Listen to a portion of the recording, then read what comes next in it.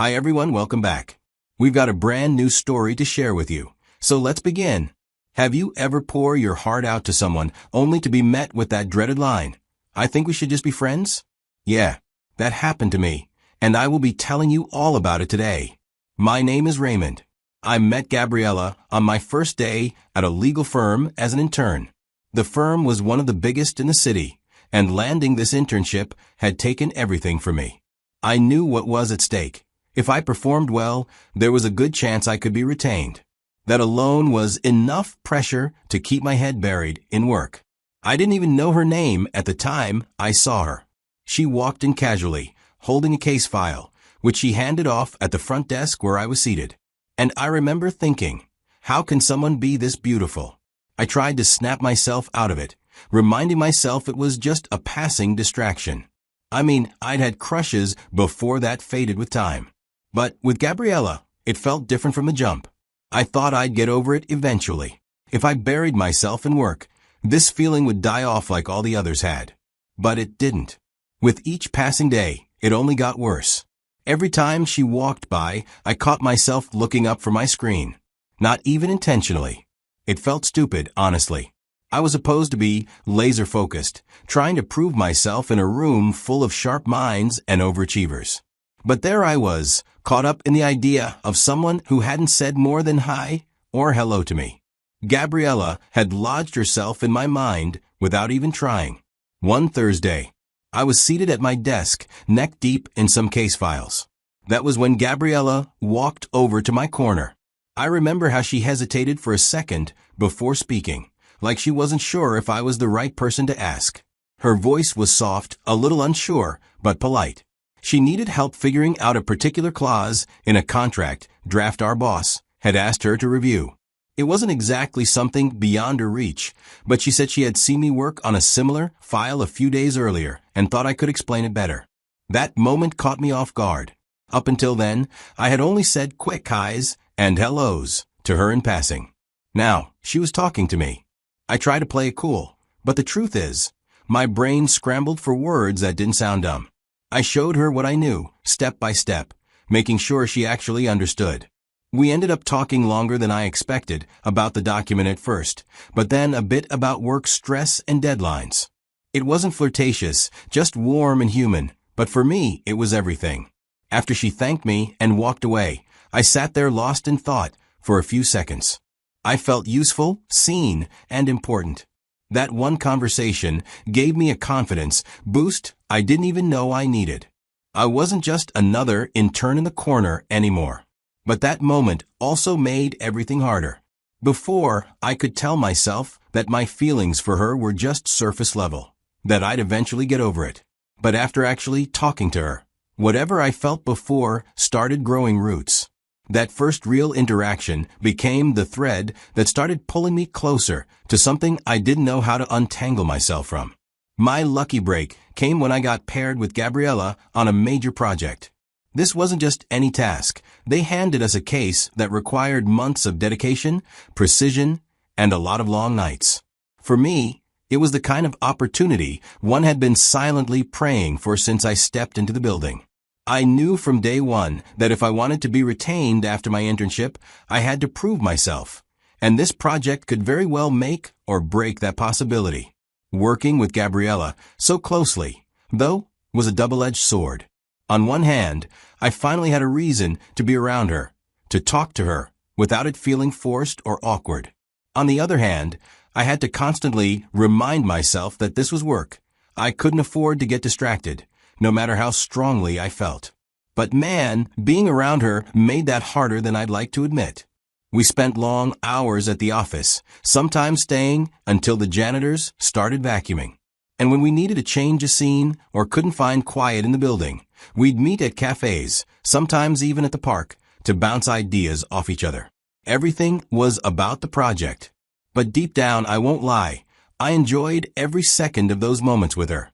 The more time we spent together, the more I got to see the woman behind the looks.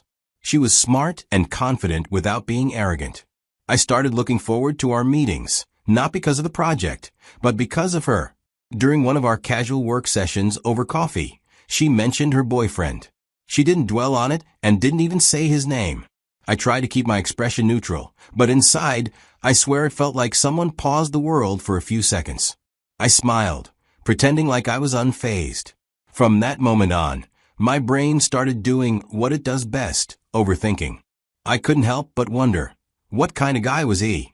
Why did she never talk about him in any detail? Did he even know how lucky he was? Because if I had someone like Gabriella, there'd be no way I'd let her go through a whole day without feeling seen. But I never said any of that to her. I respected the boundary. But silently, I believed I could treat her better than whoever that guy was.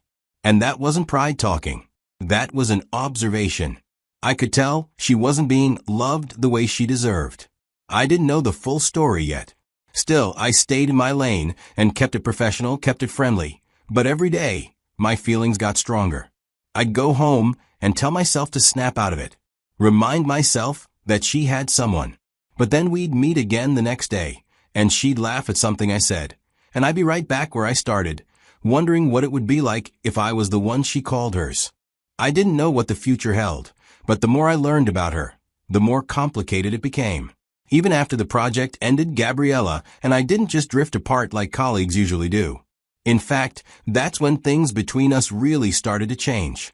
We kept in touch. At first, it was casual, but before I knew it, we were confiding in each other, sharing bits of our lives we hadn't told anyone else. She opened up to me slowly. At first, she'd say little things that hinted something was off. Eventually, it slipped out she had a boyfriend. But the way she spoke about him that day told me everything I needed to know, that the guy wasn't good to her. He was emotionally absent, the type who only reached out when it was convenient for him. She told me that she'd literally beg for his attention sometimes. She'd wait hours for a response, cancel her own plans just to match his schedule, and feel like she was walking on eggshells most days. It was like she was trying to earn love that should have been given freely. It hurt to hear. I didn't show it, but inside, I was angry. She talked about it like it was just the way things were, like she had accepted this was what love was supposed to feel like. And even as she wiped tears while recounting the cold texts and empty promises, she'd always say the same thing at the end. I love him. I remember one night, I asked her straight up, why you keep crying over a guy who clearly doesn't care? Her answer? Just a mumbled mess of words I couldn't even make sense of.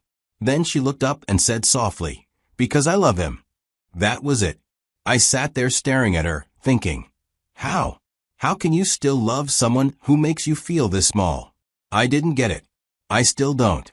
But what messed me up more was how my feelings didn't pull back. They grew. The more I saw her cry, the more I wanted to be the one who made her smile again. I know that sounds twisted, like her pain was fueling my affection. But that's what was happening. Watching her get broken down by someone who couldn't care less made me want to protect her. Hold her up, be the one constant she could lean on. I couldn't walk away. I didn't want to. I was already in too deep. And I hated that, because it made me question myself. Why was I falling harder for someone who wasn't even available emotionally? One evening, I got a message from Gabriella. I opened the message, and it said she had ended things with her boyfriend. I read it twice just to be sure I wasn't misinterpreting it. She was done with him. Part of me felt happy. It was a quiet wave of relief you feel when someone you care about finally walks away from something or someone that's been hurting them. But if I'm being brutally honest, I was also glad because it gave me hope. Selfish? Maybe. But I had spent months watching her break down, cry over him, bend herself just to be noticed, just to be heard. And now she was free. After that, things between us shifted enough that I noticed. She started talking to me more. She laughed more around me and let her guard down a little. We started going out more frequently. If you saw us from afar, you'd think we were dating. No one would guess we were just co-workers. I became her safe space, and I welcomed it. Still, I was careful. I didn't rush anything. I didn't want to be the rebound or the emotional bandage. I wanted her to feel whole again, by herself, before anything else. So I gave her time. I covered for her at work when she needed a break. If she needed someone to talk to, I was there. If she needed silence, I respected that too. Through it all, I felt like she saw me differently, as someone who genuinely cared. Someone who didn't want anything from her but peace and healing. I spent months showing up for Gabriella, but my feelings didn't go away. They grew. Every time she leaned her head on my shoulder or sent me a random "thank you for being you" message, I felt like maybe, just maybe, she was beginning to see me the way I saw her. It took me a long time to build the courage to share my feelings with her. I kept thinking, what if she's just waiting for me to say something first? I convinced myself that being honest was the least I owed myself. So one night, when we were just sitting in my car after grabbing a bite, I looked at her and said, "I care about you. More than just a friend." My voice shook a bit. I wasn't expecting her to jump into my arms. I just wanted her to know how deep this ran for me.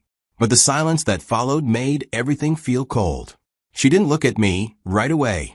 She just stared out the window for a moment, then looked down, took a slow breath, and said softly, "I don't feel the same.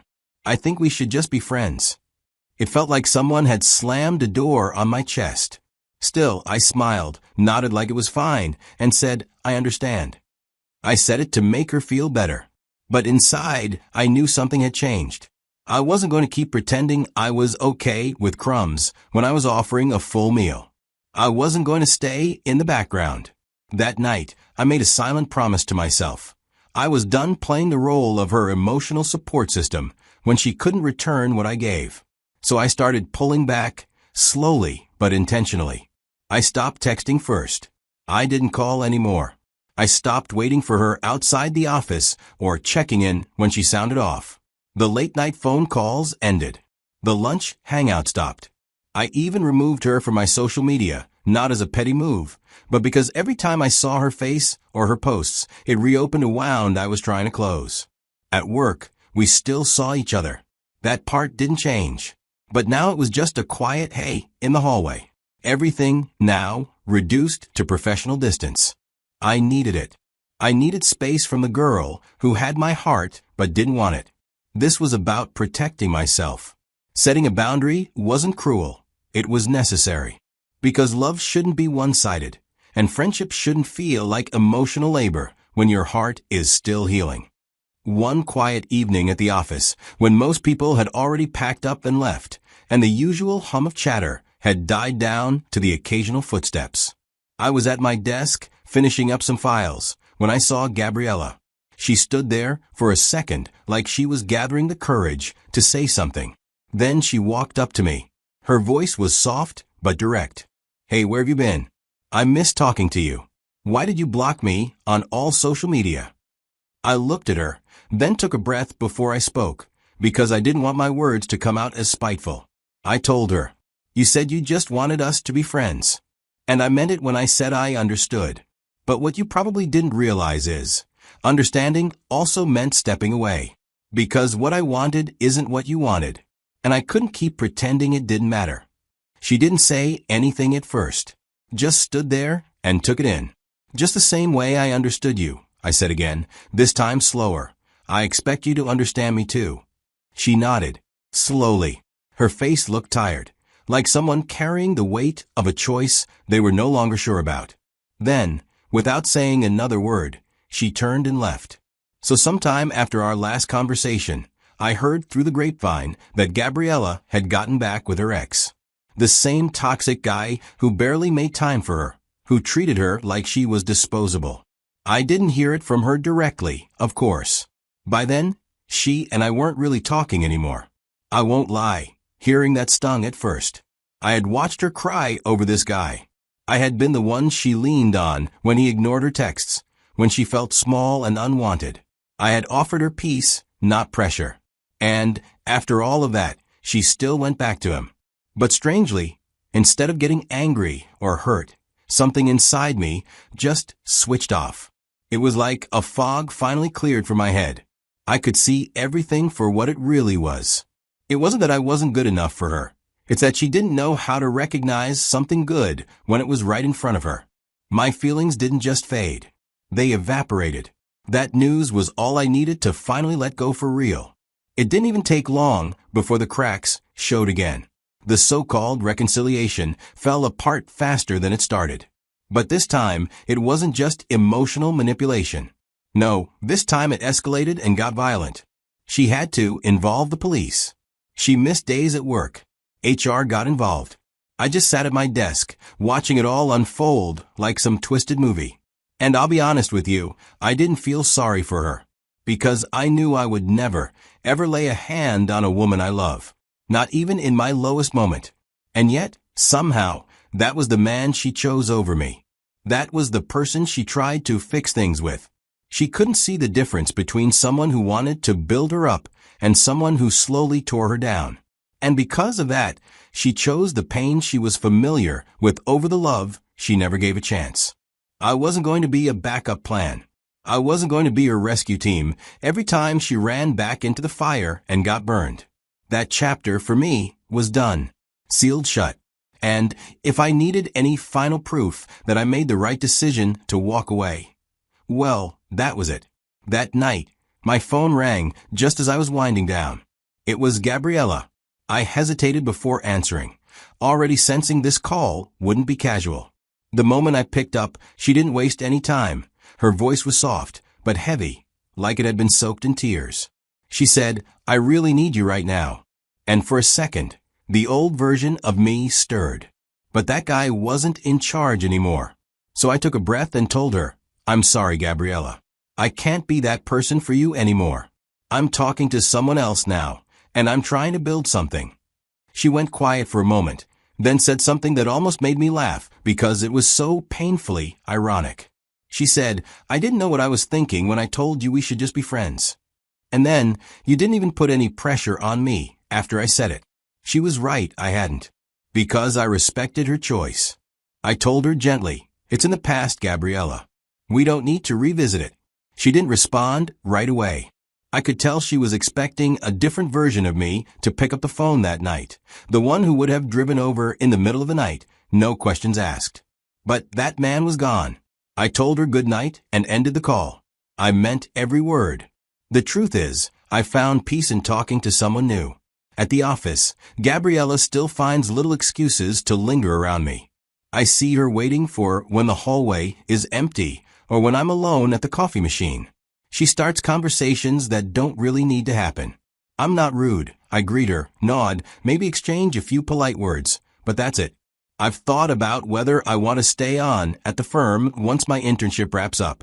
Honestly, I don't know. What once felt like a dream job doesn't carry the same weight anymore. My goals have shifted. My peace of mind matters more now than a name on a resume. Looking back, some people think silence is cruel. But here's the truth they don't understand. Sometimes silence is the last kind of respect you can give to yourself. That's something I had to learn the hard way. I wasn't trying to punish Gabriella when I stopped reaching out. I wasn't playing games or trying to make her miss me. I just realized that sticking around, constantly showing up for someone who didn't see me the same way, was slowly breaking me. And I couldn't keep doing that to myself. You see, when someone tells you, "Let's just be friends," it sounds simple. But what it really means, especially when you've opened your heart to them, is this: you're good enough for comfort, but not for love. And maybe they don't mean it that way, but that's how it feels. And after everything, after listening to her cry over someone who didn't even try, after being there every step of the way, after hoping she might one day see me differently, when she said we should just be friends, I knew deep down that staying would only make me smaller in my own eyes. So I left quietly. I didn't want to be her safe, emotional landing pad while she figured out her feelings for someone else. That's being used gently.